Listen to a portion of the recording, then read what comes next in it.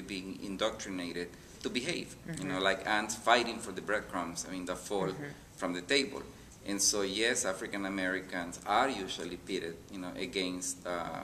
hardworking Latino immigrants, many of whom happen not to have, you know, the right visa to be in the U.S. And we believe, therefore, that it is absolutely important for Latino immigrant organizations to reach out, among other sectors, African American communities, to actually address the question of immigration, not so much from the point of view of trying to gain African Americans, you know, compassion or solidarity per se, but to try to identify together what are the real common interests and the real common devils, you know, that we are all fighting against. African Americans were for a long time, you know, the social group of choice, you know, when it came to finding cheap labor available for multiple purposes in the U.S.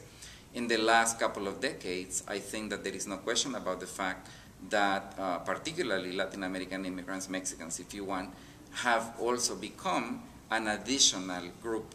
that, you know, certain economic forces in our country reach out to precisely to maximize profit making. And so it's important to, again, identify, you know, what are really the issues that keep us from excelling, the issues or the obstacles, I mean, that keep us from succeeding, regardless of the fact, I mean, that some of us happen to be Latinos and some of us happen to be black. I think it is also important from our point of view in particular to bring to the attention of African American communities the fact that not all immigrants happen to be Mexicans and that not all of us happen to look like, you know, what normally people assume a Latino immigrant to look like. We happen to have quite a few Afro-Latino